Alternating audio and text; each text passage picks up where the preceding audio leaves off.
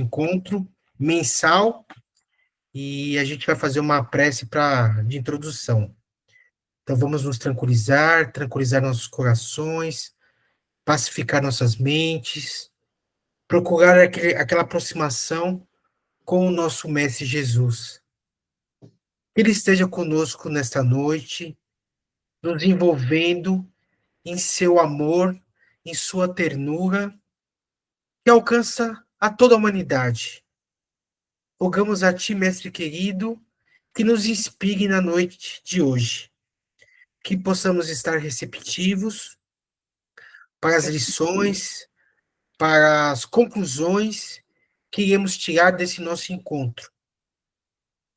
Mestre Jesus, que Teus ensinamentos não sejam apenas o lustrar de nossa consciência ou aprimoramento de nossa inteligência, mas que esses ensinamentos possam tocar profundamente as nossas almas, os nossos corações. Porque o que desejamos, sinceramente, Senhor, é sermos pessoas melhores, pessoas de bem, que possamos nos relacionar com todos aqueles que estão à nossa volta, sempre entendendo, Senhor, a grandiosidade do que chamamos de família universal, porque todos nós somos filhos do mesmo Pai. Que esses ensinamentos, portanto, possa, Senhor, ser um catalisador desse nosso processo de transformação. E que possamos, Mestre querido, colocar em prática o que o Senhor nos ensinou. Amar a Deus sobre todas as coisas e ao próximo como nós mesmos. Pedimos então, Mestre amado, bons espíritos, a autorização para darmos início a esse nosso encontro, com votos de muita paz. Graças a Deus. Graças a Deus. Graças a Deus.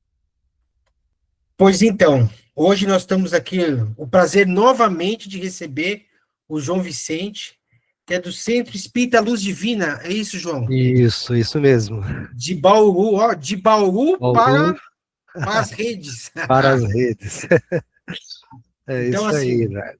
de antemão, eu quero agradecer muito a sua disponibilidade, o seu carinho para com o grupo. E, por favor, a palavra é sua. Muito obrigado, Eduardo, e a todos vocês. Eu que fico agradecido pelo convite, que às vezes fez em nome do grupo.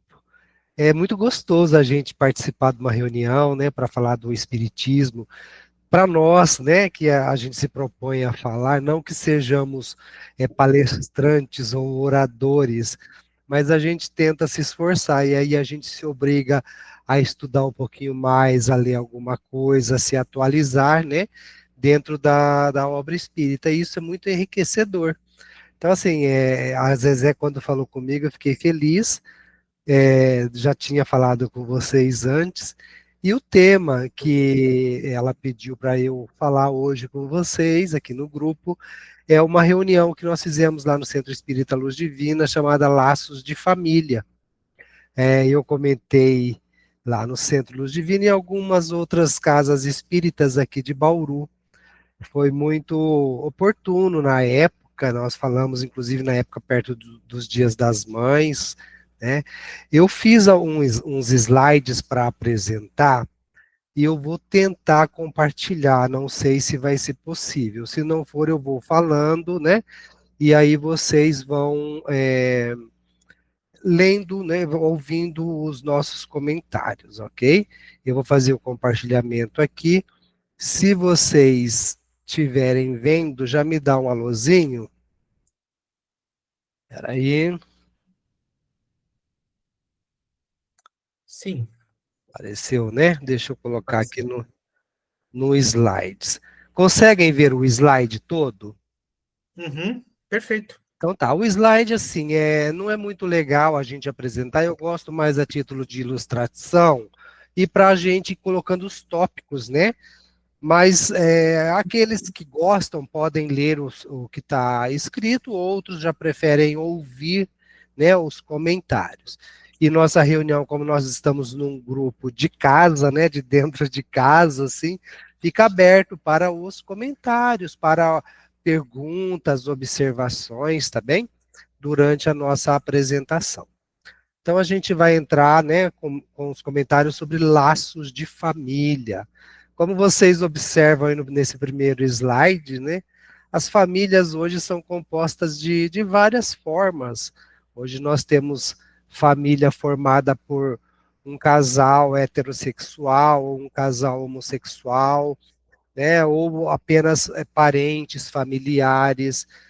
Eu trouxe também a representação da família maior, né, que é representada por Jesus, por Maria e por José, e também a família dos animais, que também não deixa de ser família, né?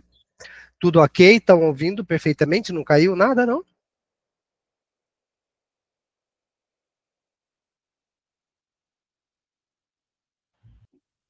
Tudo perfeito. Tudo perfeito? Ok. Então vamos prosseguir aqui. Então, família. A nossa Constituição Federal, né, de 88, ela define família por laços legais, biológicos ou afetivos. Os laços legais são aquelas constituídas de uma relação jurídica, né? Seja lá o casamento, uma união estável, uma adoção, quando o casal adota filhos, forma ali uma família que é proveniente de laços legais, onde a justiça teve que entrar com algum documento, com algum mandato, ou com alguma autorização para que aquela família seja formada. Os laços biológicos são os mais comuns, que é a família baseada no parentesco, né, os laços sanguíneos. É aquilo que nós temos ali, o pai, a mãe, os filhos, né, os nossos irmãos, avós, tios, né? Nós podemos estar compartilhando o mesmo teto, morando na mesma casa, né, no mesmo local, ou às vezes ali distante um do outro, mas continuamos família, sendo famílias por laços biológicos. E por laços afetivos, é conhecida como sócio-afetiva, onde o afeto ele predomina, né? Não existe o laço biológico e talvez o laço legal não exista, mas existe o laço de afeto. São as uniões que a gente tem hoje muito comum entre casais do mesmo sexo, são as uniões em que uma pessoa resolve morar com a outra, mas não em termos conjugais, mas simplesmente para morar, para fazer companhia, para dividir a mesma casa, né? Às vezes uma república de amigos que acaba se perdurando e a pessoa acaba ali constituindo um laço de família com aquele colega, aquele amigo que mora junto, ou um ser que vem, uma pessoa necessitada, um idoso que venha morar junto da casa, né? Os laços legais afetivos. No livro dos Espíritos, nós temos lá no capítulo 7, que fala a lei da sociedade. E ali, Allan Kardec vai tratar sobre a necessidade da vida social, dos seres viventes, né, dos seres que têm vida sobre a Terra, e dos laços que formam a família, as uniões entre esses seres. E a pergunta 766 que Allan Kardec faz é se a vida social é da natureza, está na natureza ter uma vida social. Os espíritos respondem que sim, que Deus fez o homem não para viver sozinho, mas para viver em sociedade. Ele deu o dom da palavra, tantas faculdades que o homem tem necessárias à vida de relação. Não é inútil isso, não é uma coisa inútil que nós temos esses dons. Justamente é para vivermos em relação com outro ser semelhante a nós. E temos aquele ditado que fala que nenhum homem possui faculdades completas, né? E é mediante a união social que que umas pessoas se completam, umas completam as outras. E aí vem o progresso, Um pensa de uma forma, melhora alguma coisa, o outro tem uma outra faculdade, uma outra capacidade, e aí vai tendo aquela ajuda mútua, e é onde surge o progresso. Nenhum homem é uma ilha, e nós vivemos em comunidade por necessidade, porque é da natureza, da criação de Deus. E os animais, que também são seres viventes no nosso planeta, seres vivos, né? Alguns animais podem viver em sociedade e outros não, vivem sozinhos. Eu trouxe alguns exemplos mais para ilustrar, que são os elefantes, golfinhos, suricata, formigas, né? Abelhas, são animais que vivem em sociedade. Eles gostam de estar junto, um ajuda o outro, um depende do outro. Outros animais, como o tamanduá, o rato-pera, o urso polar, lobo-guará, eles já preferem viver sozinhos. Eles não vivem em grupos ou sociedades. É muito difícil. E por que que entre os animais, então, os pais e os filhos deixam de se reconhecer, desde que estes não mais precisam de cuidados? Foi uma pergunta que Allan Kardec fez aos espíritos, né? Os animais, passado o tempo ali dos cuidados em que a mãe deve ter para com as crias, com os filhotes, eles deixam de se reconhecer já, como não são mais, não se veem mais como pai, filho, avô, tio, eles se olham, mas não têm essa relação de parentesco, eles não sabem isso. A resposta dos espíritos é que os animais são dessa forma porque eles não têm vida moral. Então a mãe tem um cuidado pelos filhos, né, que é um instinto de conservação que os animais têm, que os seres têm, que é de se conservar, de fazer com que a espécie perdure. Mas é o instinto, é um amor que tem ali no início de preservação, mas depois acaba, né? Logo que os filhotes já podem cuidar de si mesmo, a tarefa da fêmea está cumprida, né? Ou mesmo do macho, ou do casal, algumas espécies vivem em casal, então a natureza não exige mais nada dele com relação àquele filhote. Ele não tem um dever moral. E é por isso que esses filhotes são assim, os passarinhos, por exemplo, a hora que os filhotes já têm penas, né, a gente sabe que os pais estimulam o filhote a voar, a sair do ninho, aí viver a vida. E os pais, então, partem para uma nova geração de filhotes, né? E algumas espécies não necessitam nem dos cuidados dos pais ao nascerem. Algumas espécies de animais sim, outras não. E eu coloquei lá os que não necessitam como exemplo. A tartaruga, por exemplo, nasce e vai para o mar. Os besouros nascem e já vão comer as folhas, né? As cobras, os lagartos, as lagartixas põem o ovo, os ovos no tijolo lá e no local e elas vão embora. O filhote nasce e se vira sozinho. Só que o amor maternal para o ser humano é diferente. O ser humano, ele não é só a espécie animal. Nós, como seres humanos, nós somos espíritos em evolução. Então, nós somos um ser diferenciado nessa criação de Deus, e por isso, tudo o que acontece conosco em termos de evolução, sentimento, de amor, né, relação com o outro, ele tem todo um significado, tem toda uma questão diferente de ser. Então, o amor maternal e filial de pais para os filhos ou de filhos para os pais, Kardec pergunta se é uma virtude isso ou se é um sentimento instintivo que é comum igual aos animais, né? E a resposta dos espíritos fala que é uma e outra coisa, né? A mãe, a natureza deu a ela o amor aos filhos no interesse de conservação. No animal, esse amor se limita às necessidades materiais e cessa quando necessário se tornam os cuidados. Já no ser humano, no homem, esse amor, essa relação, ela persiste pela vida inteira, comporta um devotamento e uma abnegação, que são virtudes. Então, o cuidar do filho, o amamentar, o tratar, o alimentar, não é considerado, né, assim como se fosse uma virtude, também porque os animais fazem isso, mas comportam, é o devotamento que faz a diferença, a abnegação, que são virtudes. Então, quem é mãe, quem é pai, sabe bem disso, né, que não basta só você simplesmente dar o alimento material.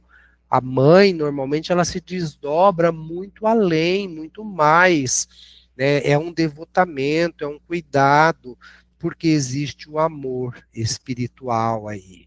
E esse amor, ele passa a geração aqui terrena, a nossa encarnação. Ele vai sobreviver mesmo após a morte, seja o filho que parte, né, ou a mãe, esse amor perdura além túmulo. E aí é diferente dos animais, então percebe-se nitidamente que o sentimento humano, o amor pelos seus parentes, né, especialmente entre pais e filhos, é maior. No capítulo 7, nós vamos falar então do retorno da vida corporal. Por que que nós vamos falar nisso? Porque é ali que se começa a formação de uma família aqui na Terra, né? No planeta Terra, a partir do nascimento. Então, amor, afinidade, sentimentos no mundo espiritual e o planejamento para se formar uma família na Terra. Na verdade, aos olhos do mundo, a gente fala, nasceu um filho, então começa a família. Houve a união, o casamento no cartório, ali se começa uma família. Para nós espíritas, a gente sabe que já houve uma programação antes da nossa reencarnação.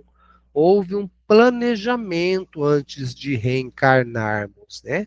Houve uma reunião, um combinado, quem vai ser filho de quem, os pais, e a gente vai fazendo essas escolhas de acordo com os laços de afeto que nós temos entre espíritos quando estamos no estado errante, né, um com o outro, e também de acordo com a nossa necessidade de evolução, de aprimoramento, de resgate. Muitas vezes nós escolhemos uma família para nos corrigirmos, para nos melhorarmos. E aí vem que os compromissos, as responsabilidades dos resgates, das expiações, muitas vezes envolve receber um desafeto no seio familiar. Isso é muito comum, porque nós estamos lá planejando a nossa reencarnação e temos um desafeto com alguém e há uma necessidade de uma regeneração, de uma correção, de melhorar aquilo lá, de um perdão. Então, se propõe ver essa pessoa, esse espírito reencarnar no seio familiar para se corrigir. Quando o espírito tem um certo grau de evolução, ele recebe esse ser com amor, com aceitação, disposto a ajudar, a colaborar na evolução, no aprimoramento, na educação, né? E aí Deus nos dá a bênção do esquecimento. Nós reencarnamos, nos tornamos adultos e quando vamos nos tornar pais, ou vamos ter uma criança na nossa casa, um irmãozinho, ou um sobrinho, alguém que vai reencarnar, que foi um desafeto nosso em vidas passadas, nós temos a bênção do esquecimento justamente para que a oportunidade de novamente amar, novamente nos relacionar, né, de nascer o amor, de fazer germinar um sentimento bom, possa acontecer. Então, às vezes a gente fala assim, por que que eu recebi, por que que esse filho me dá tanto trabalho? Ou por que que esse irmão é desse jeito? É por isso, são os nossos ajustes. Combinamos isso antes de reencarnar. Então, a família em si, ela tem um planejamento antes da reencarnação, ela já começa lá antes de retornar à vida corpórea, né? E o momento em que a alma se une ao corpo, em que momento isso acontece? E os espíritos respondem para Allan Kardec que essa união começa logo na concepção, mas ela só vai se completar quando houver o nascimento. Então, a união já começa ali na concepção, na gestação, o espírito vai passando por aquele estágio de esquecimento durante os meses de gestação, e a reencarnação, a alma, a união só vai se completar lá no nascimento. Mas, desde a concepção, já temos um familiar chegando, é isso? Casamos, ou quando você tem lá, você encontra com um casal que está esperando um bebê, já tem um ser ali, já existe uma família. E a importância de que esse casal, essa família, possa se voltar a Deus, emanar bons pensamentos a essa criatura que está vindo, a esse espírito que vai nascer ali, é muito importante a oração, a prece durante a gestação. Ela vai fazer com que o espírito que está chegando se acalme, que ele tenha confiança ao nascer, ao chegar. Se ele tiver algum ressentimento, ele está trazendo algum medo com ele por conta de algum desafeto passado, ele vai se sentir confiante. Então a gestação vai ser muito mais tranquila, não vai haver perturbações na gestação e nem com o feto, porque vai reinar ali uma confiança, ele vai se sentir acolhido. Estou nos braços de alguém que me quer, né? De alguém que se dispõe a me amar. E Allan Kardec pergunta sobre os natimortos. Se haverá alguns, né, que não tenham sido destinados à encarnação de espírito. Porque é muito comum também a gente ouvir, né, ou a gente ver mulheres que começam uma gestação e essa gestação não chega ao final. Ela é interrompida, ocorre um aborto espontâneo, no caso, e o bebê não nasce. Então, ele está questionando se isso pode acontecer de que naquele corpo não tivesse nenhum espírito destinado a ele. E os espíritos dizem que, em alguns casos, pode acontecer, cujos corpos nunca nenhum espírito esteve destinado. Nada tinha que se efetuar para eles. Tais crianças, então, só vêm por seus pais. Ou seja, é raro, é muito raro, mas pode acontecer por provação para os pais.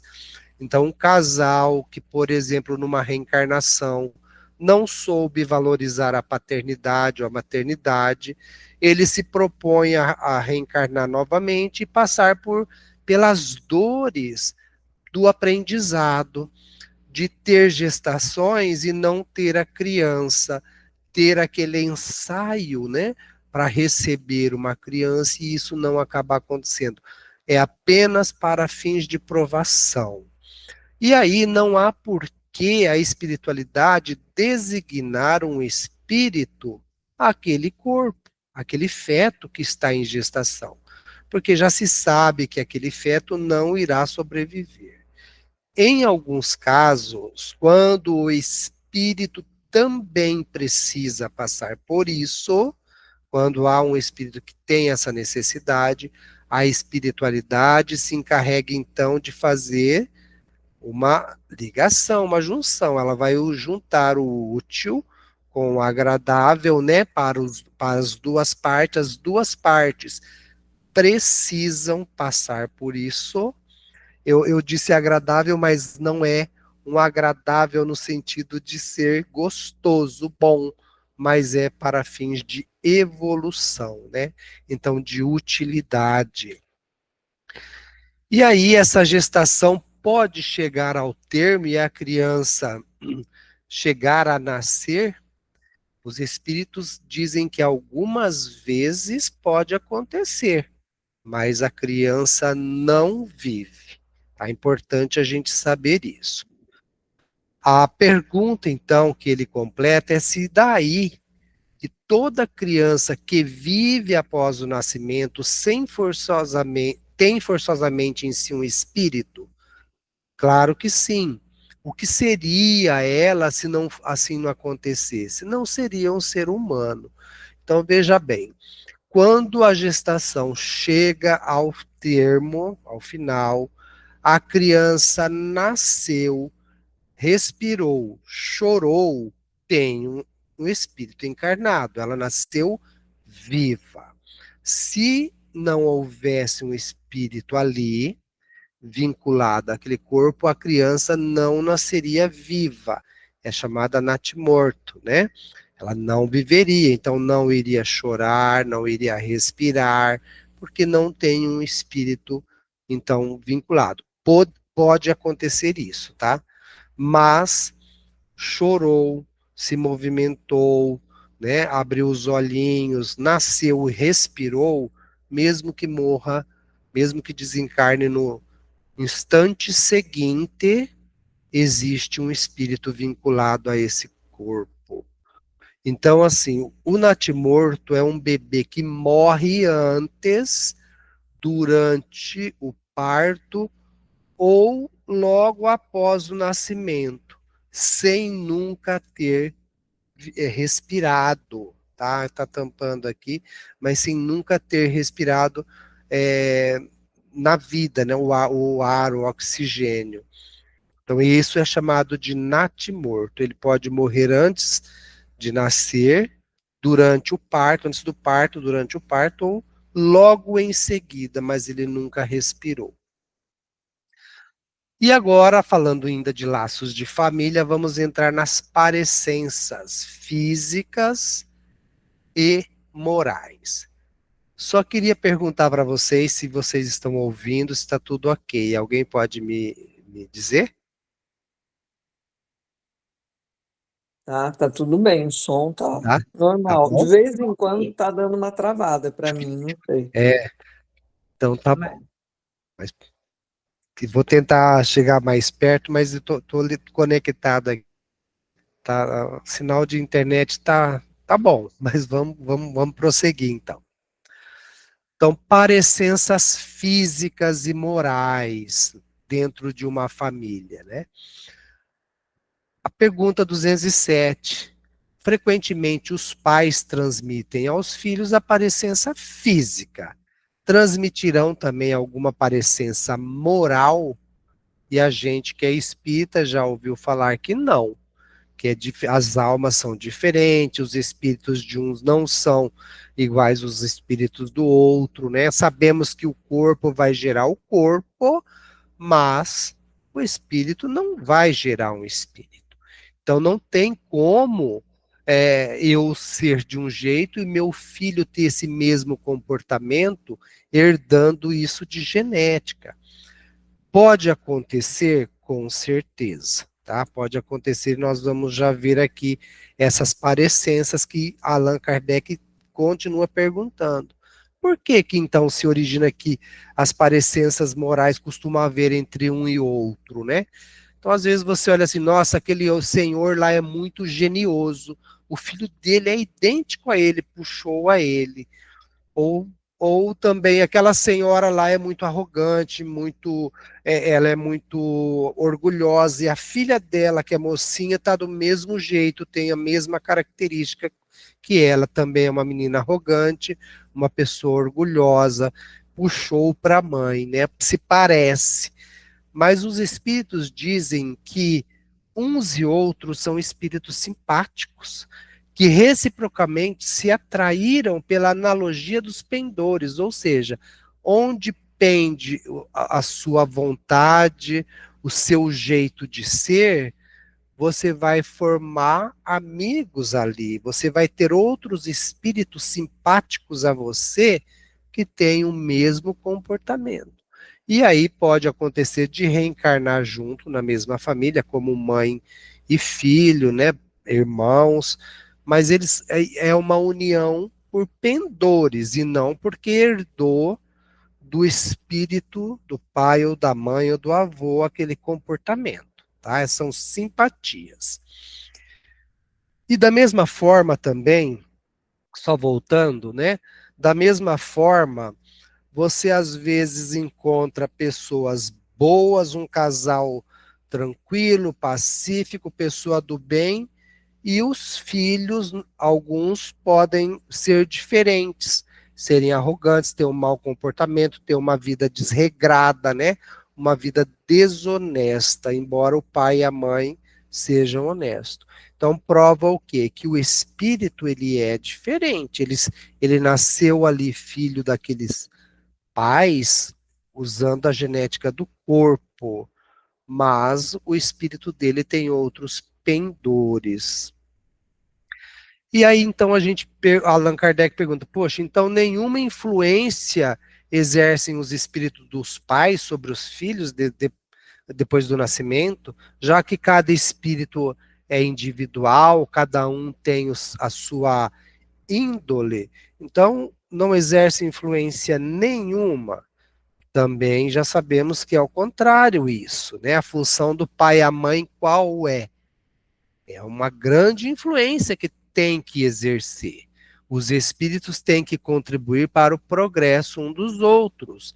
Os espíritos dos pais têm por missão desenvolver os espíritos dos filhos na educação. Constitui-lhe uma tarefa. Então, isso é uma tarefa dos pais, a educação dos filhos. Tornar-se-ão culpados se vierem a falir no seu desempenho. Olha que frase, né? Que a gente fica meio assim. Serão culpados se vierem a falir. Então, o pai e a mãe que não desempenha bem essa função se tornarão culpados. E aí haverá uma punição para eles. E nós vamos falar dessa punição logo ali na frente, nos próximos slides. Mas o importante é reforçar que pai e mãe, durante os primeiros anos de vida das crianças, têm ali o dever de acertar a índole, o caminho, se perceber que a criança tem um jeito voltado para o mal, voltado para comportamentos que não são de honestidade, o pai e a mãe devem sim corrigir, fazer mudar o comportamento, fazer com que a criança não tenha um comportamento de arrogância. Por quê? Porque é a tarefa do pai e da mãe, é a obrigação. Por isso é que pai e mãe têm a missão de fazer isso, de ajudar no desenvolvimento desses filhos. Nem sempre o pai e a mãe pode conseguir, tá?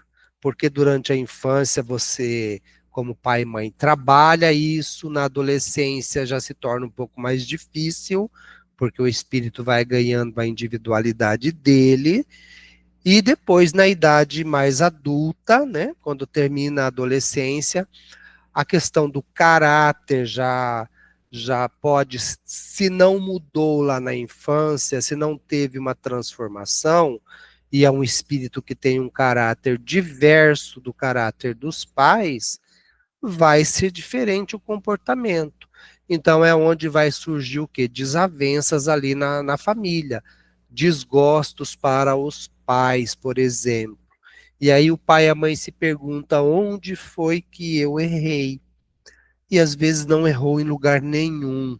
O pai e a mãe às vezes fez tudo o que podia para aquele filho, deu tudo que podia, deu amor, deu educação, mas a índole do espírito ainda não permite que ele tenha uma evolução como maior, né? Uma evolução do jeito que o pai e a mãe quer. Ele consegue uma parte apenas, ele não consegue tudo. Então isso nós temos que entender também. Outro ponto a observar aqui nessa relação é que pode acontecer o contrário também. O filho que reencarna é um espírito mais elevado, é um espírito de de mais entendimento, e ele vai fazer com que o pai e a mãe mudem seus comportamentos, suas índoles, né? Voltadas às vezes para vícios, voltadas para as coisas que não são boas, não são dignas. Às vezes o filho tem um caráter tão mais elevado que ele consegue fazer essa mudança nos pais, ou nos avós, ou nos irmãos. Então, assim, para ver como a evolução, a questão da evolução, um depende do outro, é um mais elevado que vai ajudar o outro menos elevado, vai ajudar a progredir, a se melhorar. Por isso é que nós temos que estar sempre junto da família, né? Então aí a pergunta vem agora na sequência, né, do que nós estávamos falando. Por que que de pais bons e virtuosos nascem filhos de natureza perversa? Ou porque as boas qualidades dos pais nem sempre atraem por simpatia um bom espírito. Claro que quando o casal está esperando um filho, ele espera que seja um espírito bom, um espírito mais elevado, né? Que venha ali um espírito amigo. E nós devemos sempre fazer prece para que isso aconteça. A gente sempre pede para que a criança nasça perfeita, né, que não tenha nenhuma deformidade física, que venha com muita saúde. E temos que pedir isso a Deus, sim.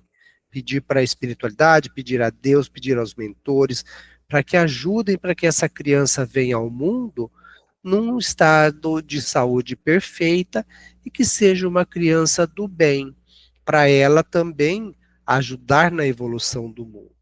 Mas pode não acontecer, tá? Pode acontecer de não ser assim.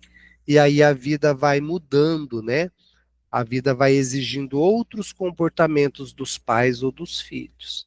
Então a resposta é: não é raro que um mau espírito peça-lhe sejam dados bons pais, na esperança de que seus conselhos o encaminhem por melhor senda, e muitas vezes Deus lhe concede o que deseja. Olha bem o sentido dessa resposta, né? Muitas vezes um mau espírito pede a Deus, ele está rogando socorro, ele está pedindo ajuda, ele reconheceu que ele está no mau caminho, então ele roga a Deus que dê a ele bons pais, porque ele tem esperança de que o conselho desses bons pais possa encaminhá-lo por um caminho melhor, para que ele possa se corrigir. Porque se ele tiver outros pais que não são bons, que são maus, que já trilham o caminho do mal, ele vai continuar ainda no caminho do mal. E ali ele já se reconhece que ele precisa de um bom pai.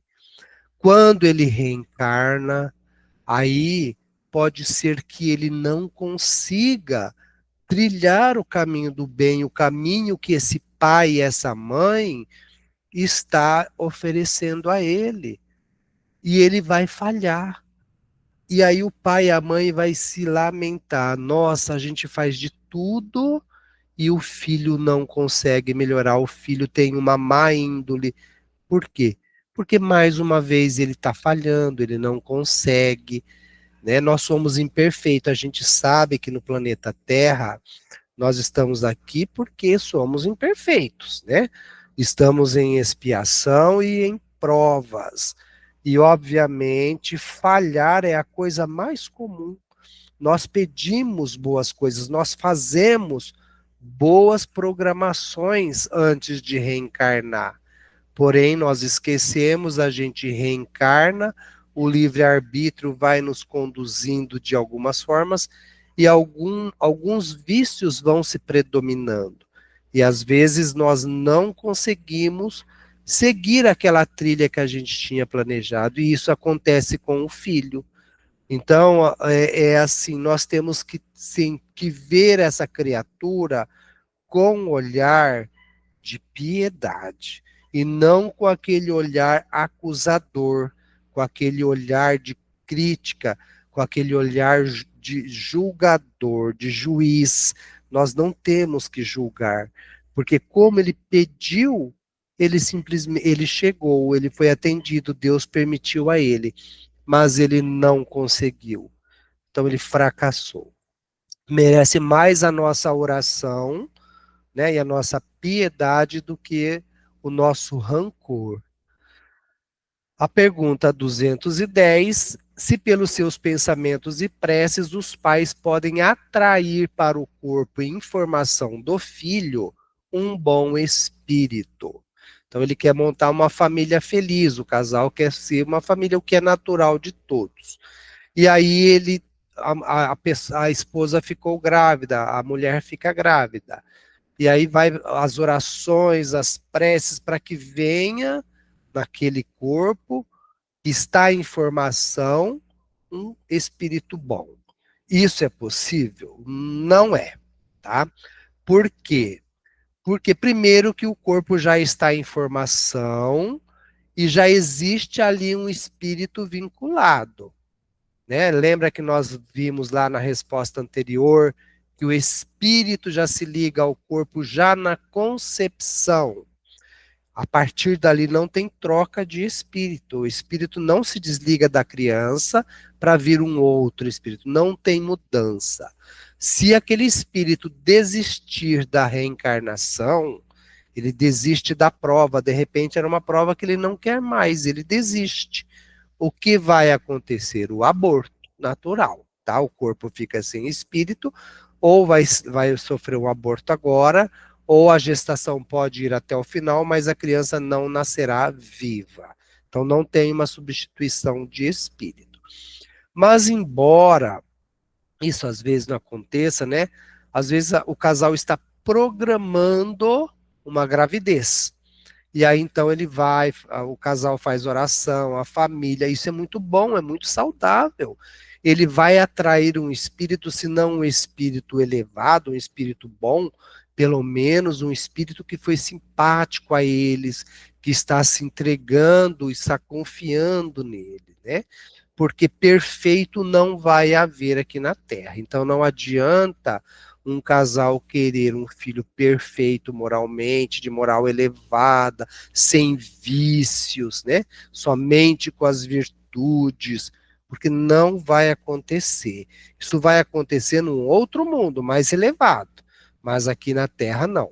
Então nós vamos continuar recebendo filhos, netos, sobrinhos, né? Os primos, todos com defeitos, todos com vícios, e não adianta, a gente tem que fazer oração para que seja pelo menos amigo, né, receptivo aos conselhos, às mudanças, e esse é o papel da família.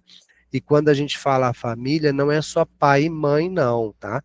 Entra o avô, a avó para ajudar, os tios, todos da família têm uma obrigação para com a criança que está vindo, porque não sabemos a qual membro da família essa criança tem uma maior ligação, ou ela tem, de repente, um dever a cumprir, um débito a resgatar. Então, toda a família tem que estar envolvida num laço de amor.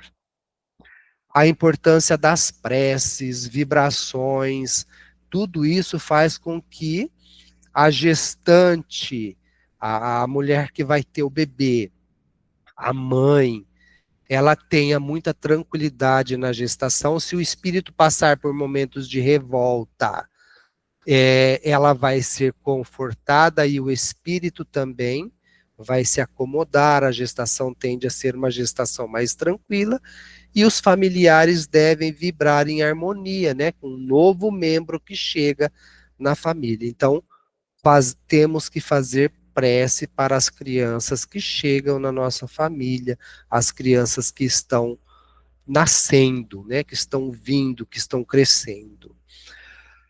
E aí eu trouxe uma frase do Chico Xavier: carrega, pois, com serenidade e valor o fardo de aflições que o pretérito te situa nos ombros, convicto de que os associados complexos do destino são antigos parceiros de tuas experiências, a repontarem no caminho, solicitando contas e acertos.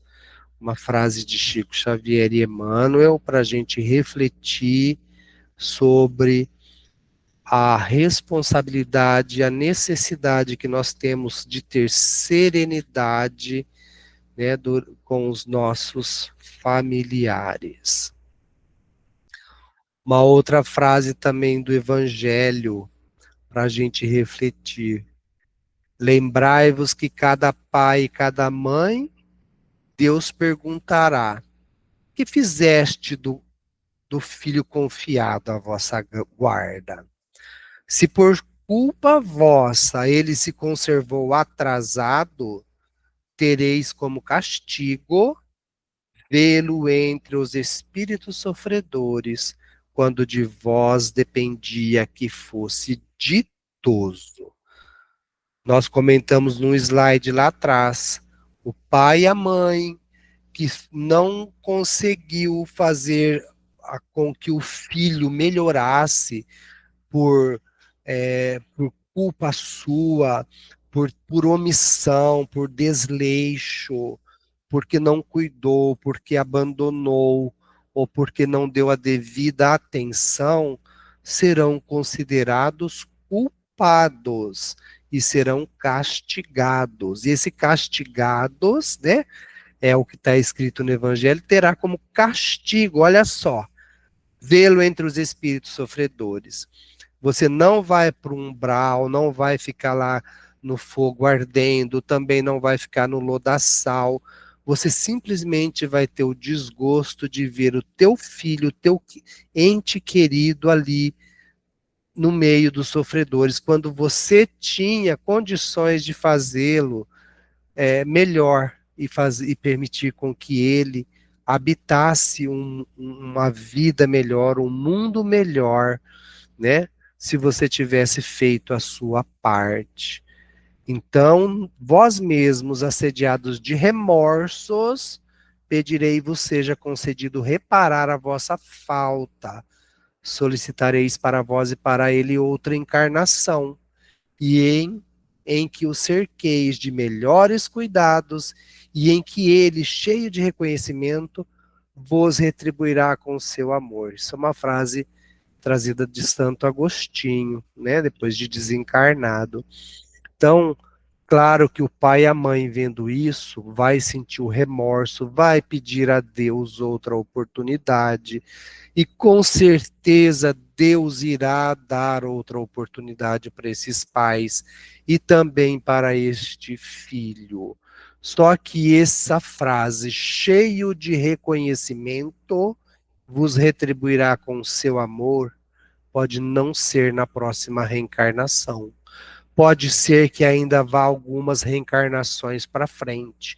Mas o fato é que um dia esse espírito vai sim ter reconhecimento pelo amor que o pai e a mãe dedicou a ele, pela persistência dos cuidados de uma encarnação na outra, embora tenha havido desavenças, os pais sempre se colocando com os braços abertos para receber o filho.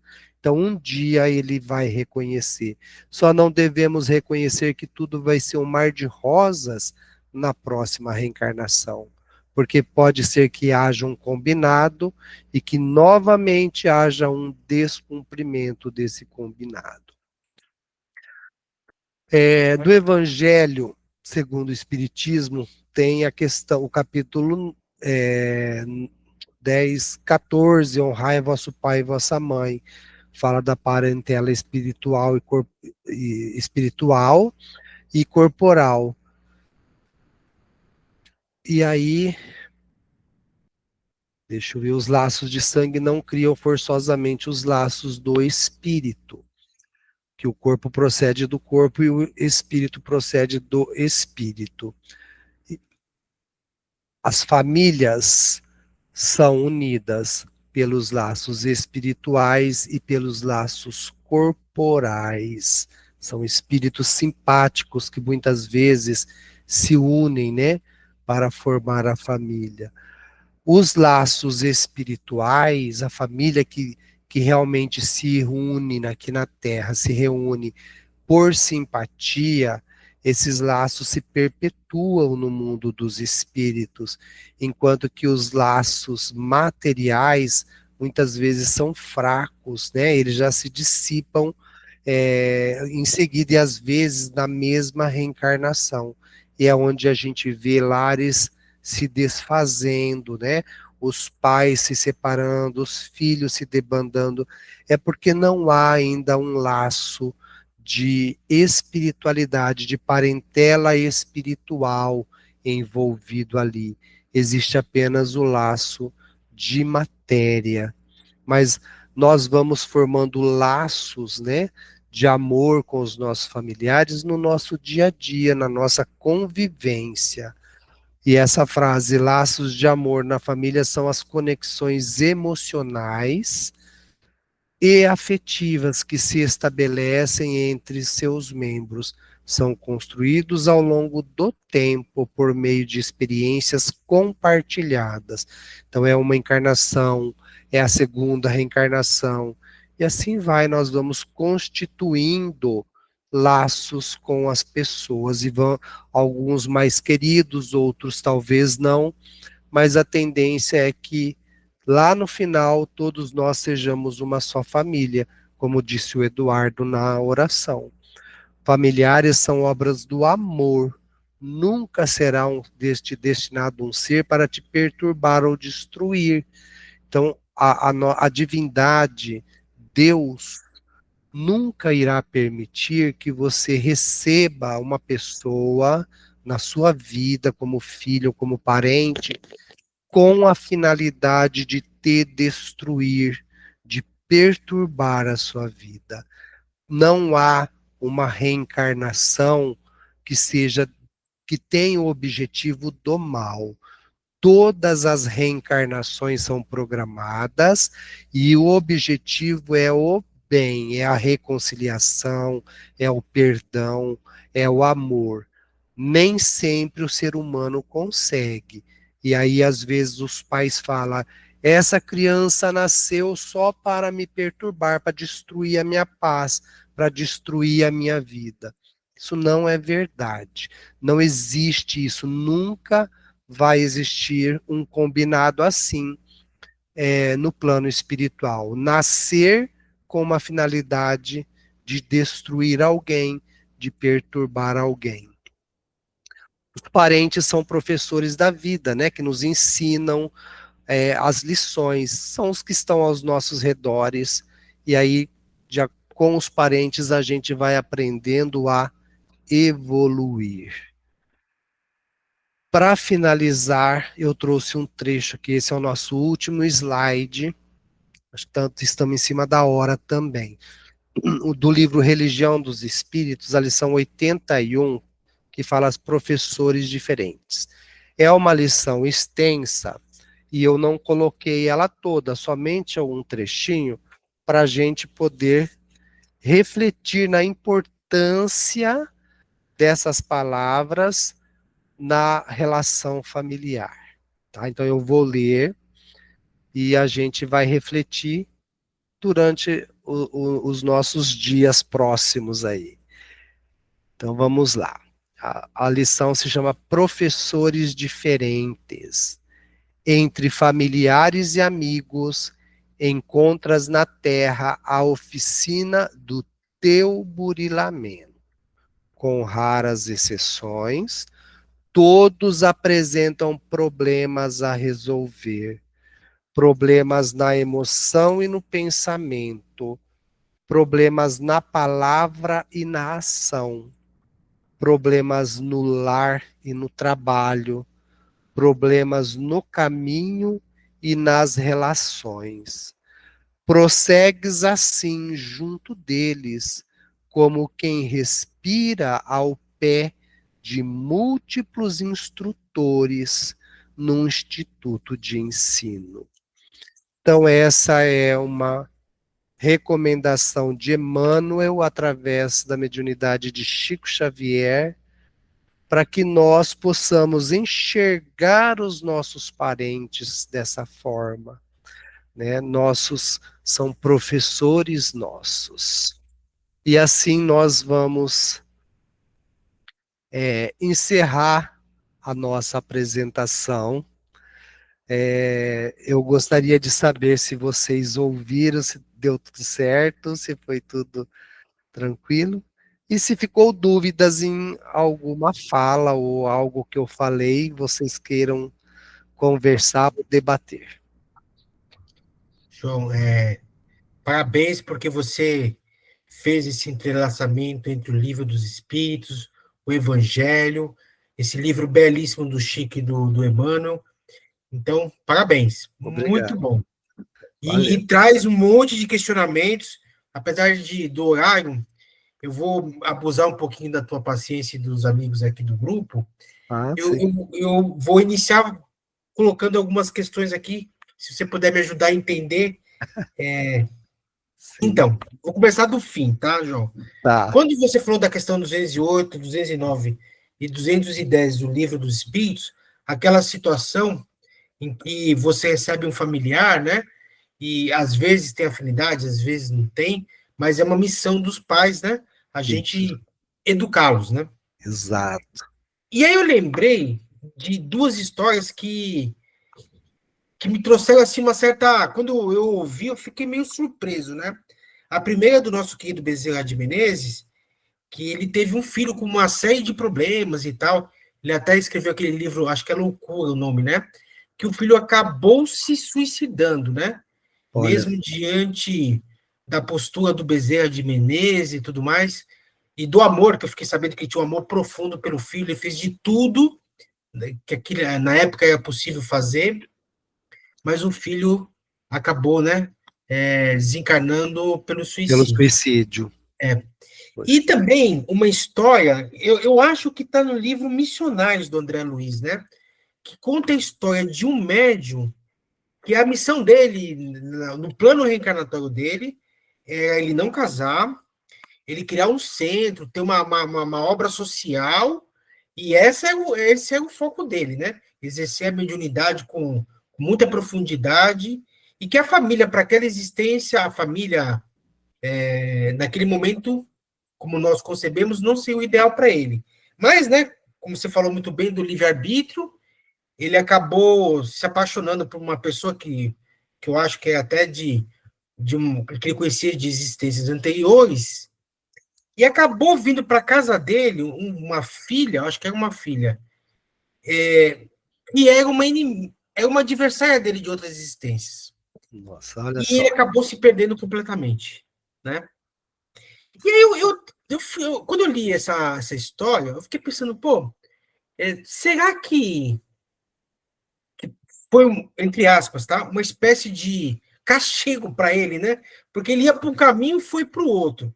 Mas ouvindo você falar, eu fico me perguntando, ele ter desviado tanto do planejamento reencarnatório dele, será que a espiritualidade não viu que ele desviou, mas falou, já que ele não pode ir por esse caminho, eu vou dar essa outra atribuição para ele, que é ter um filho e, né, um adversário. Né? Já que ele não falhou nesse caminho, ele poderia aproveitar aquela existência educando esse filho. Ou seja, você me colocou a dúvida de que não se trata de um castigo, mas sim uma outra oportunidade Exatamente. diferente. Exatamente, a espiritualidade vai aproveitando o nosso caminhar, de acordo com o que a gente vai fazendo, a espiritualidade amiga vai colocando para a gente os professores e as tarefas necessárias para o nosso aprendizado.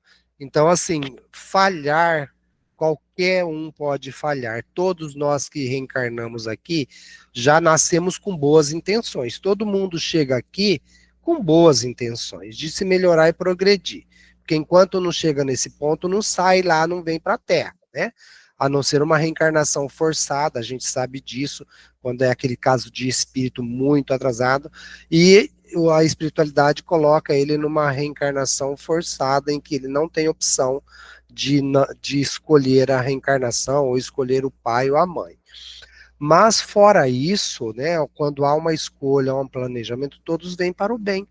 Mas acontece que nem todos ainda estão preparados para fazer a prova, né? Uns estudam mais, outros estudam menos. E aí no nosso livre-arbítrio a gente vai seguindo por alguns caminhos que são mais fáceis de algum lado, e aí a gente acaba se perdendo.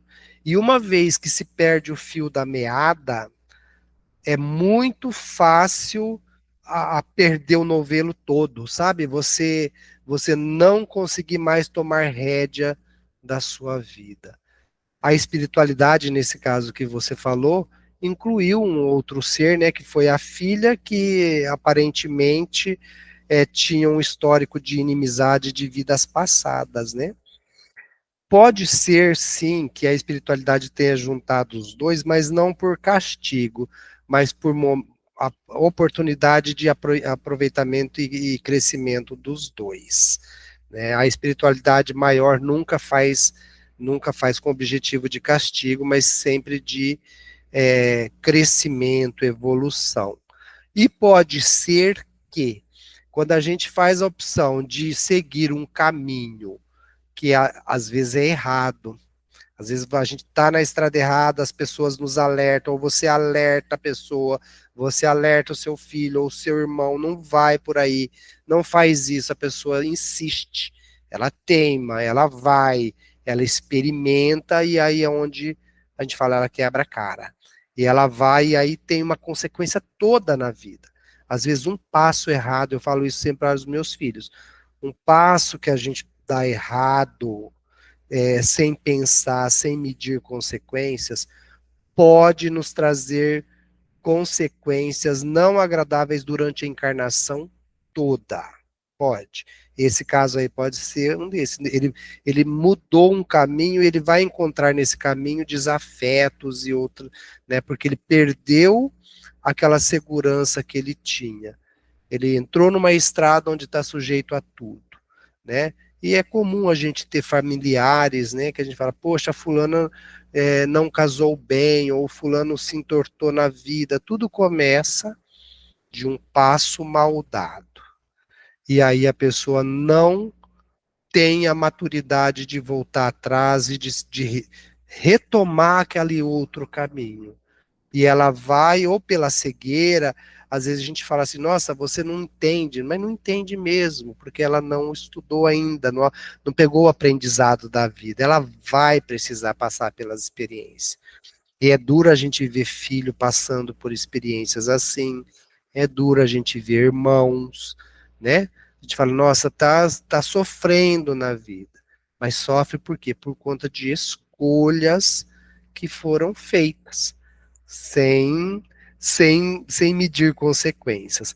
Mas enquanto pai e mãe, ou enquanto responsáveis por uma criança, porque às vezes você é uma tia, um tio que cria um filho, né, um sobrinho, um avô que cria um neto, enquanto nós somos responsáveis pelas crianças, o ser que está em desenvolvimento, a obrigação é fazer, moldar o caráter, obviamente dentro daquilo que você entende que é correto. Você não vai conseguir dar uma educação que você não tenha. Então você, dentro de toda a sua boa vontade, você vai dar o melhor. Dentro dos moldes que você foi educado, dentro dos moldes que você acha que é certo. Tá, mas chega lá no fim não era isso, não era esse o certo.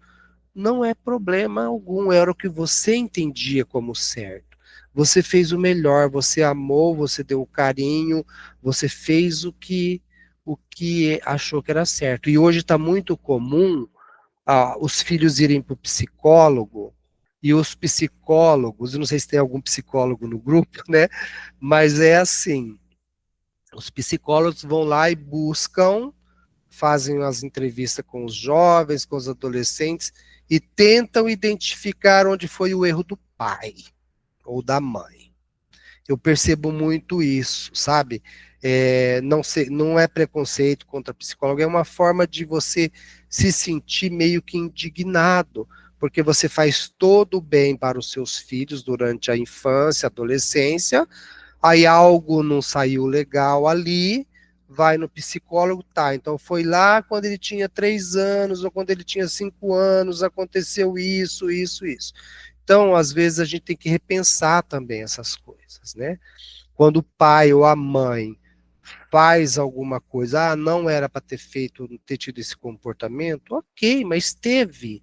Não pode se culpar daqui para frente, né? Não vamos carregar culpa, porque tudo que fizemos se foi, né, com a melhor das intenções, não há por que a gente carregar esses pecados, né? Então eu vejo isso, é muito importante isso, a gente está de olho nas crianças e fazer o melhor para que o laço de família seja gostoso, um laço apertado, mas um laço de amor, de simpatia. Né? Perfeito. Pô, Eduardo, era mais ou menos isso que você tinha comentado da história do É, pais, é? é, Mas não é castigo, não vejo como tenha sido um castigo porque errou, não. É consequência. A gente faz os atos e nós mesmos, a gente planta, né? A gente planta, a gente colhe. perfeito. Né? Senhoras e senhores, por favor. Aí tem um levantando a mão, Ricardo. A Terezinha e a Gina, elas levantaram a mão ao mesmo tempo. Ah, tá. Então, vou começar pela Regina, que é antes de Terezinha. Ô, João Vicente, Oi. para começar, eu acho lindo seu nome. Ah, é, Se eu obrigado. se eu tivesse um filho, teria esse nome, João Vicente. Poxa vida, É, que legal. deixa eu te falar. Os laços, os laços espirituais e os laços consanguíneos, eles têm praticamente o mesmo objetivo, que é, que é fazer com que o espírito evolua. Sim. Qual a diferença? É assim, os laços espirituais são naturais, é a simpatia que já existe entre os espíritos, né? E aí entre irmãos ou irmãs, isso lá no plano espiritual, a família, os espíritos se juntam por afinidade. E, por exemplo, quando você está no seu grupo escolar, né, na sua época de escola, era natural você chegar e se juntar com a rodinha de amigos, porque eram as pessoas que você tinha afinidade, gostava de conversar, então era natural aquele grupo de amigos. E isso acontece no plano espiritual também. Só que lá no plano espiritual é a questão de família, né? Os espíritos acabam morando na mesma residência. Haja vista o livro do André Luiz, né, O Nosso Lar, Vamos lá. nós temos ali, né, passagens que eles moram na mesma casa, Lísias, né, com a mãe dele, e depois chega a namorada. Então, assim, vai se formando um local onde as pessoas habitam ali por amor, por gostarem de estar juntos.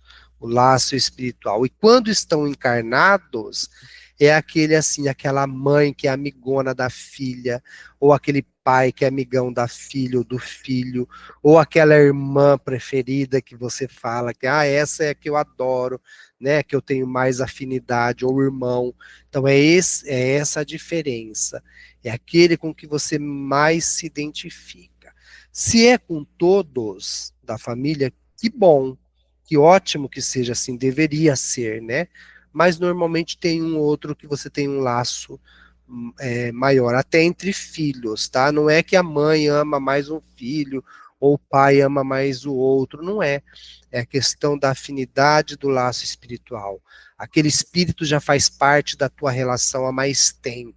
Você tem mais confiança, você não é que puxa mais a sardinha, às vezes alguém, o irmão fala assim, poxa, o pai e a mãe puxam a sardinha para o lado do outro. Não é, é a questão da ligação espiritual. O outro está há mais tempo. Ou pode acontecer do outro dar mais trabalho, normalmente é assim, né? O outro dá mais um pouquinho de trabalho, precisa um pouco mais de atenção, então o pai e a mãe se voltam mais para o outro, porque até por instinto, né? O cuidar mais daquele mais frágil. Porque nós não somos animais, algumas espécies de animais expulsam o fraco, né, o filhote doente do ninho. Tira, Sim. por quê? Porque ele vai prejudicar o crescimento do filhote bom. Então a mãe não faz isso, o pai não faz isso, pelo contrário, o amor, o instinto materno faz se voltar mais ainda. E o laço sanguíneo é aquele laço que é formado aqui por, muitas vezes, por uma amizade, por um combinado no plano espiritual, por uma proposta de melhoria e de aprendizado. Por exemplo, às vezes você não se dá bem com a sua sogra aqui. Você se propõe a nascer como irmã dela numa próxima encarnação. Viverem juntas, partilhar de repente o mesmo quarto, o mesmo guarda-roupa, né? E tem essas questões, assim, alguns amigos, ou até algumas desavenças mais sérias, né?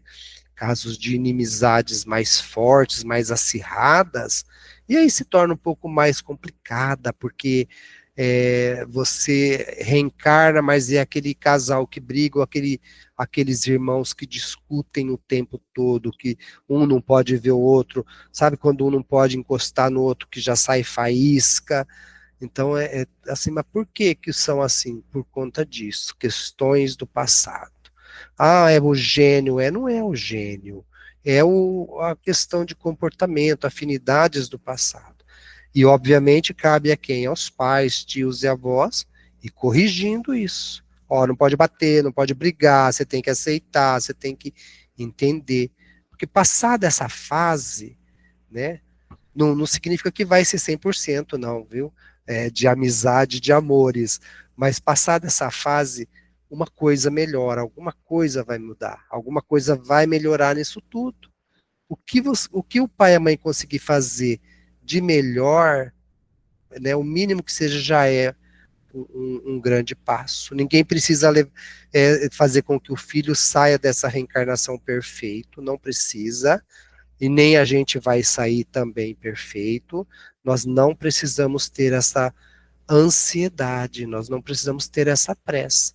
O importante é criar com amor, né? É viver dentro da família com amor. E se não ama, e às vezes a gente percebe, não ama, que não tem mal nenhum você admitir isso. Eu não tenho simpatia por tal irmão, ou por tal irmã, ou eu não tenho afinidade com o meu pai, ou porque ele tem um vício, ou porque ele bebe, porque ele não trata bem minha mãe. Mas a gente tem que se esforçar, né, principalmente nós que já temos a visão espírita, de tentar moldar isso, de tentar melhorar, para que se a gente voltar numa outra reencarnação, a gente volte numa condição melhor, né? Sabe aquela questão assim que fala, reconcilia-te com o teu inimigo enquanto estiveres a caminho, enquanto estiver nessa jornada, andando aqui na Terra, que é mais fácil, né? Você está vendo, você Vai está lá, aproveita para perdoar aproveita, porque depois e que para pedir desencarna, perdão. depois que desencarna é mais difícil, né? É mais difícil, porque se ele vai e você fica, você não está vendo ele, o inimigo, né? Mas entre família a gente tem que evitar ter essas questões de inimizade. Tá, mas essas ligações, esses laços consanguíneos, eles, eles são temporários, porque eles não se perpetuam como os laços espirituais. Sim, eles são temporários, eles podem se transformar em laços espirituais. Os Ah, laços legal. consanguíneos podem se transformar em laços espirituais. Você vai conviver com um ser que você não tinha afinidade nenhuma, ele tá junto, forma um laço consanguíneo com você, e você vai adquirindo simpatia, convivência, vai aceitando, e o amor vai crescendo por aquele ser. Isso é o que deve ser com todos, tá? Um dia nós vamos estar evoluídos a tal ponto de sentirmos isso por todos os nossos. Aí a família universal mesmo. Aí é isso que o Eduardo falou na oração, a família universal. Um só pai, que a gente ama, e todos os irmãos se amando. Até lá, a estrada é longa, o aprendizado é longo, né? Às vezes não é fácil, a gente se machuca às vezes nesse caminhar, nesse relacionamento, porque a gente se ofende muito. O que nos machuca são os parentes, aqueles que a gente gosta, né? Às vezes um inimigo te faz alguma coisa, você não te machuca tanto. Ele não tem poder de te machucar porque você já o considera assim, não muito benquisto. Mas se uma pessoa que você gosta, que você ama, te faz alguma coisa que você fica decepcionado, aí a dor é um pouco maior. Né? Mas já existe aqui o quê? O fundo de amor aí, que aí nós temos que trabalhar e fazer apagar esse resquício, né, que surgiu na estrada, que pode acontecer. Se Ótimo, mas tudo é aprendizado. Tudo é aprendizado, Regina. Nós estamos no mundo, assim, caminhando com as pessoas, com os nossos irmãos e familiares. Claro que vamos errar, claro que vamos falhar, claro que eles têm defeitos, e nós também temos. Porque Claro. se não tivesse defeito, não era aqui que a gente estaria. Nós O que a estaríamos, gente está fazendo aqui, né? não é? A gente estaria no outro mundo. Se o nosso filho fosse perfeito, ele não seria meu filho, ele teria reencarnado num planeta mais evoluído, né? Não seria de expiações e provas. É isso que a gente precisa entender e aceitar. E quando a gente entende e aceita isso, a gente perdoa. Você consegue perdoar o seu filho, o seu irmão, você consegue ter um olhar diferente para as pessoas que você acha que estão falhando com você. Né? Obrigada, João. Obrigada. Tereza? Oi. No meu caso, é uma dúvida que diz que, durante a palestra, diz que o espírito se une ao corpo já na concepção, correto? Correto. Então, já na questão 356 que foi exposta, diz que o natimorto, cujos corpos nenhum espírito esteve destinado. Eu não entendi isso. Se o corpo não tinha nenhum espírito destinado, como que a união já se faz na concepção? Não teve união. Não, João, Tá, né? Oi. posso aproveitar a pergunta da Terezinha e complementar? Claro, claro. E se você puder também ver qual que é a tua opinião na questão 356, com relação àquela situação da inseminação artificial e que o óvulo fecundado pode ficar 40 anos no nitrogênio e ficar lá. Nesse caso, há espíritos também ligados a esse óvulo? Tá. Então vamos lá. Primeira pergunta da Regina, né? Tereza? Da Tereza. Na fecundação, quando a gravidez ela está para acontecer, está destinada ao nascimento da criança, ocorre a fecundação, já ocorre ali a ligação do espírito nesse momento. Tá? Normalmente é um espírito já predestinado para aquele ser filho daquela mulher, né, ou do casal, e ele já se liga ali. Se porventura essa pessoa, essa mulher tiver que passar uma provação de ter 4 ou 5 abortos espontâneos e ela sofrer com isso, para ela sentir a dor da perda, porque talvez numa outra encarnação ela fez abortos, então a espiritualidade não destina espírito ali, naquele momento, para aquele bebê que está sendo formado. E aí você pergunta, mas isso é possível, existir um bebê, um feto, sem ter um espírito ligado? Uhum. Sim, é possível, tá?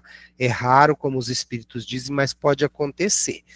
Por que que acontece? Porque o nosso corpo é a matéria, nós somos formados da matéria, nós temos a parte orgânica, né, o fluido orgânico que nos dá a vida, assim como as plantas têm, né, que é como se fosse a eletricidade, que faz se mover, se faz mexer. E nós temos ali o espírito, que é o princípio inteligente, que se une ao corpo, e é ele que somos nós, né, que hoje estamos encarnados. Esse espírito se une àquele corpo material, que tem ali também um fluido vital, um fluido orgânico.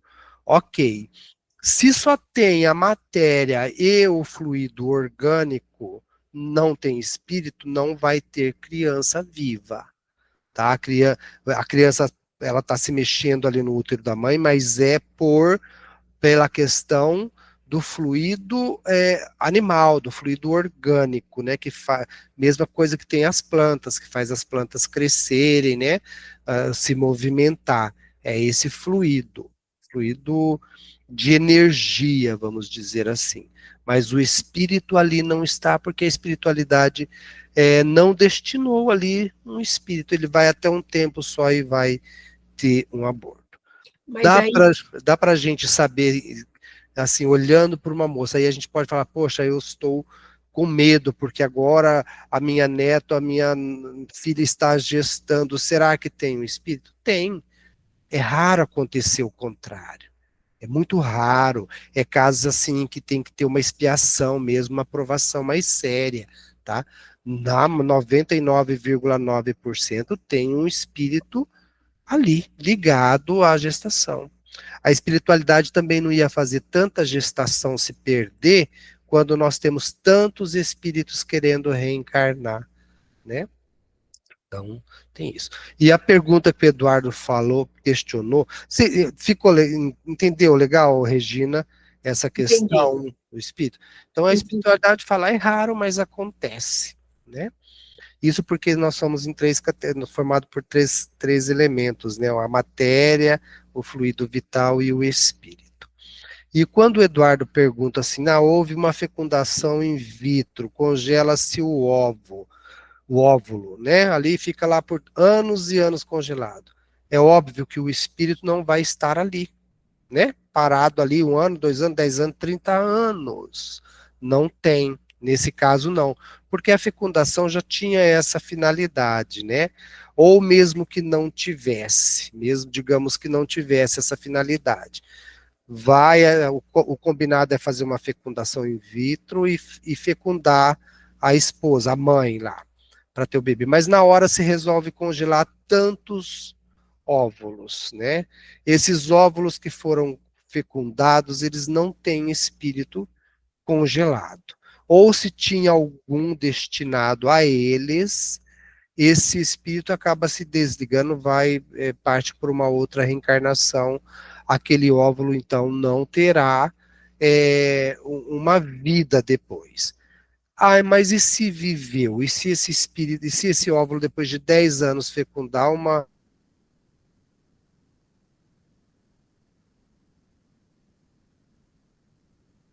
junção do espírito com aquele óvulo fecundado no momento posterior. No momento posterior. Eu já vi casos assim, sabe, gravidez que ocorre casualmente, sem se esperar, tipo em motéis, em locais que não são bem frequentados, né, onde a espiritualidade não é assim uma espiritualidade elevada, que está ali, aí ocorre a fecundação, e a pessoa fica morrendo de medo, porque já comentaram que nesses locais há muitos espíritos que pretendem reencarnar, e aí eles aproveitam ali que a mulher está ovulando, e já se ligam ao óvulo. Não é assim. Por quê? Porque há um planejamento antes. A espiritualidade planeja antes, tá? Se, porventura, não houver nenhum outro espírito que tenha planejado reencarnar como filho daquela mulher, Nem, eu digo mulher porque às vezes não precisa ter o marido, né, o casamento. Mas se não houver nenhum espírito, pode acontecer de estar ali um espírito querendo reencarnar, obviamente ele tem que querer, e tem que ter a espiritualidade ali para permitir, ok, então tá consentido a sua união a esse feto, essa criança. Tá? Mas isso porque não havia nenhum outro predestinado naquele corpo. Ok? Mais alguma pergunta? Posso fazer uma para encerrar, então? Claro que pode, Eduardo. E olha, João, não é para polemizar, acredite em mim, tá? Mas eu não queria passar a oportunidade de não fazer a pergunta. Tá. No início da sua exposição, você colocou que hoje, e aqui no Brasil não é diferente, existem muitos tipos de família. Sabe que, assim, quando eu tive a oportunidade de estudar sobre família no Espiritismo, eu consegui elucidar muitas dúvidas que eu tinha, mas outras fugiram, tá? Tá. Então, você colocou muito bem que existem, e a lei permite, brasileira permite isso, né? Que aquela ideia de família, né, de pai, mãe e filhos, hoje está muito modificada e a nossa lei permite isso. Mas a questão não é só uma questão legal. A minha colocação é a seguinte: eu já vi casais dentro desse padrão, vamos dizer assim, judaico-cristão, de pai, mãe e filhos, sendo que os pais se odeiam e os filhos são muito negligenciados, mas muito, né? Não dá certo o casamento, o filho parte para um caminho terrível, por essas famílias que muitas vezes são formadas, né? Não com base no amor. E eu já vi casais, vou falar homossexuais, mas poderia ter até outra configuração, em que eles se amam, e ou têm filhos através de inseminação, ou adotam filhos, e é uma família muito bem formada, muito bem constituída, muito segura, e que, inclusive, se desenvolve naturalmente. Então, minha pergunta é a seguinte: essa segunda hipótese, eu posso dizer que houve um planejamento reencarnatório em relação a essa família, que sai fora desse padrão de pai, mãe e filho, ou não? Tá. Então, assim, aí a gente teria que partir da questão da união do casal, né? Se lá na espiritualidade, esse casal, que provavelmente vai nascer com o mesmo sexo, os dois, se eles estão programados de viverem juntos, se amarem e criar filhos, talvez. Pode acontecer, depende da ligação, né, que eles têm um com o outro, da relação que existe, se é um amor realmente, porque pode não ser, às vezes é um encontro casual e que há uma atração apenas e a pessoa vive junto com a outra. Não houve um combinado. Pode acontecer sim, né, de, de, de, de casais do mesmo sexo planejarem estarem juntos aqui na Terra, passar uma jornada juntos e criar filhos, ter crianças ou adotando, né, através da adoção ou através da inseminação de um deles, né, com um óvulo ou vice-versa com o esperma, né, quando são duas mulheres. E isso importa muito o que? A lei do amor, a lei da a pretensão de fazer o bem, de se ajustar. É óbvio que eu disse, né, que ninguém programa nascer para fazer o mal, não existe. Mas quando se programa nascer para viver junto ao lado de alguém, não é o mal, né? A gente sabe que não é o mal. Ah, mas está diferente das leis da criação, né? Um homem que vive com outro homem, uma mulher que vive com outra mulher, e aí a gente fica se questionando, né? Foi programado? Nos tempos que nós estamos hoje, pode até a gente imagina que houve uma programação, mas é difícil porque quando há uma programação, as relações são duradouras. Você percebe que aquela relação, ela vem de tempos, anos e anos, e a pessoa fica junto para o resto da vida. Outras relações que são momentâneas, casuais, que são assim, de tempos em tempos, né? Um relacionamento de morar junto por 1 ano, 2 anos, tal, não é programado, não é. A pessoa não programa isso. Né? E aí está, adotou filhos, adotou criança, teve crianças. Não houve uma programação lá no plano espiritual para ser assim. Se está sendo assim, está diferente do que deveria ser. O correto é se programa estar juntos com o objetivo de educar e criar uma criança, um filho, tem que haver uma ligação maior, um laço de amor, né, entre os dois, um laço de uma amizade mais forte e e um objetivo mais forte. Mas o que a gente vê muito assim, com a própria mudança da cultura das pessoas, né, dos costumes, e a gente não vai julgar ninguém, as coisas mudam, né? E aí assim, as crianças, os espíritos têm ligações. Tem ligação com aquele rapaz, com aquela moça, e ele vai estar junto com ela de alguma forma, porque às vezes ela programou se casar com um rapaz, né, com uma pessoa do sexo oposto e ter um filho. Isso não aconteceu.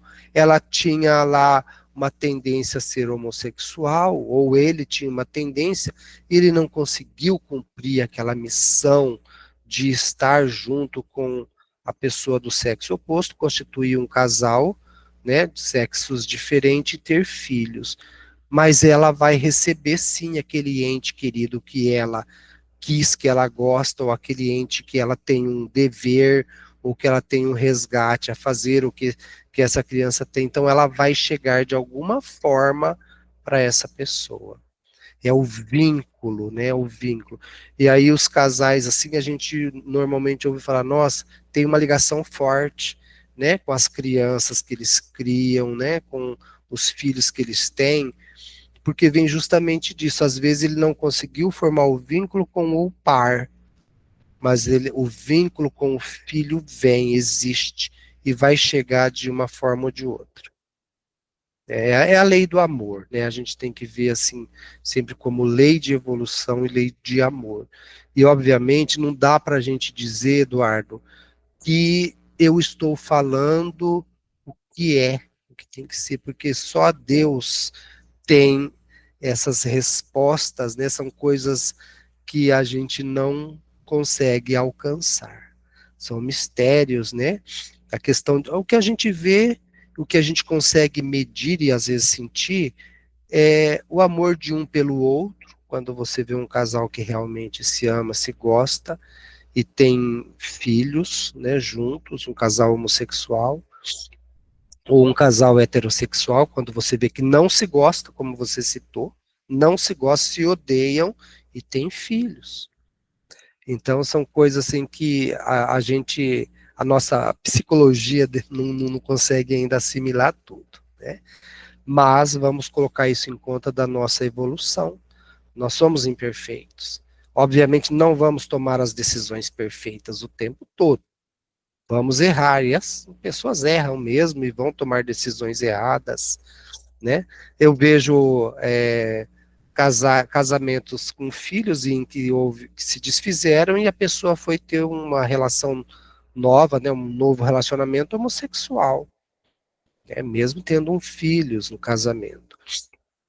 Então está muito ligada aí a questão de amor, né, e vínculo, talvez não de responsabilidade. Quando se larga a criança para trás, né, criança assim, sem os cuidados devidos, aí a coisa se torna um pouco mais séria, né? Eu acho que pelo menos as crianças têm que estar sendo amparadas, olhadas, tanto por pais e pelos pais, né? Pai ou mãe. Mas é isso. Perfeito. Bom, em razão do adiantado da hora, nós vamos finalizar o nosso encontro. Eu vou pedir para a Ione fazer a prece final, pode ser, Ione? Legal, né? Mas antes da prece, João, quero te agradecer muito pela exposição, pela paciência, né, de conversar com a gente. Foi um prazer enorme. E eu gostaria de renovar aqui o convite, uma outra oportunidade, né? A gente poder se encontrar e conversar novamente. Com certeza, eu venho sim, sempre que possível. Bom, Nas quartas-feiras eu participo de um grupo de reunião mediúnica aqui em Bauru, né? Então, assim, não dá para ser constante a participação no grupo de vocês, tá? Porque aí eu tenho que me ausentar do grupo. perfeito. Mas aí, de vez em quando, às vezes me avisa com antecedência, eu aviso o pessoal do grupo, não há problema. É gostoso demais estar com vocês. É uma alegria para nós também, com certeza. Obrigado. Deus, nosso Pai, Jesus, nosso glorioso Mestre, agradecemos a oportunidade de estarmos com nosso irmão, com esses ensinamentos, que possamos refletir, colocarmos em prática, com muito amor, com muita determinação e fé.